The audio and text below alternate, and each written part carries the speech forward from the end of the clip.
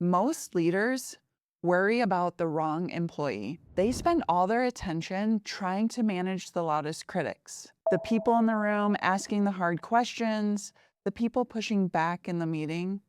But those aren't the employees that worry me. The employee that worries me is the one who quietly stops trying. Yeah, they show up. They're technically still doing their job. And if you looked at the attendance report, everything would probably look fine on paper. But somewhere along the lines, something changed. At some point, they stopped offering their ideas. They stopped asking questions. They stopped looking for ways to make things better. Instead, you probably have started to hear things like, I don't see the point. That's administrative. Why would we do that? Or maybe you stop hearing much of anything at all because they've stopped believing that their voice matters. And that's one of the earliest warning signs that a transformation is starting to fail. Most leaders now mistake that for buy-in, but they're wrong. Disengagement isn't agreement. It's a signal that someone no longer believes they can influence the future. And if leaders miss that moment, the cost is much bigger than one disengaged employee because disengagement spreads quietly, one person at a time. And today, I want to show you how to recognize it before it quietly spreads across your team. If we haven't met before, I'm Tina Code, founder of Change Decoded.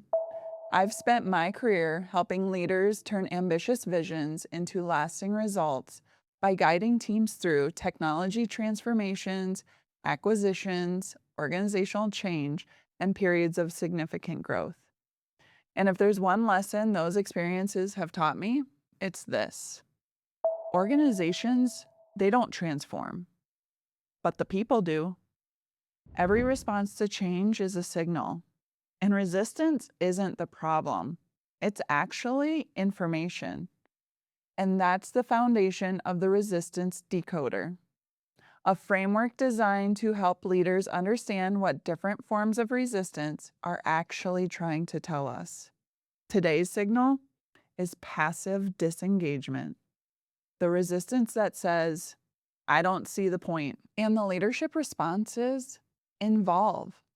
Because people are far more likely to support something they help shape than something that was simply just handed to them. Now, before we dive in, I want to remind you that I create a free Change Agent Toolkit to help leaders just like yourself identify the resistance signal and respond more effectively during transformation. You'll find the link to that in the description below. Silence is one of the most misunderstood signals in leadership. Leaders assume quiet means people are on board.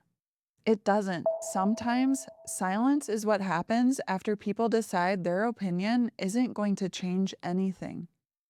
That's a very different conversation. The employee asking difficult questions still believe there's something worth improving. The employee saying nothing, they, however, may have stopped believing improvement is possible. People don't disengage because they stop caring.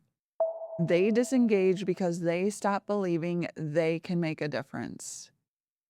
That sentence has completely changed the way I look at resistance. Because once someone reaches that point, the challenge isn't getting them excited about the vision.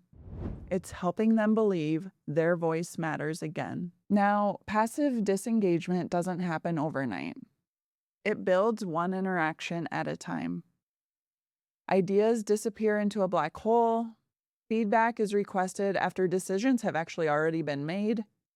Meetings actually become performances instead of conversations. Eventually, people adapt. Maybe they've shared ideas before, nothing happened. Maybe every meeting felt like decisions had already been made. Maybe leadership asked for feedback, but never came back to explain what happened with that feedback. After enough experiences like that, people stop volunteering. They stop solving problems outside their role. They stop asking, what if we tried this? Instead, you hear things like, That's administrative. Operations, they're the ones that can deal with that. That's not my problem to solve. I'll just do what's expected of me. On the surface, that sounds reasonable, but underneath, ownership is disappearing. The way I think about it is like a rowboat. At the beginning, everyone's rowing. Everyone's excited, they're contributing, and everyone's looking for ways to move the team forward. Then, one person quietly stops rowing. The boat keeps moving. Nobody notices. Then someone else stops. Still, the boat keeps moving. Before long, 3 people are doing the work of 10. Leaders call it burnout. I call it accumulated disengagement. The transformation didn't suddenly become harder. The organization slowly lost contributors. That's what passive disengagement does.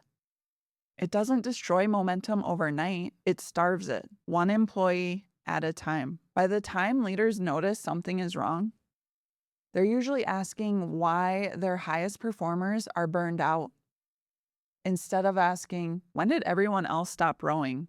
Here's a pattern I see in almost every transformation. Eventually, everything starts getting labeled as administrative.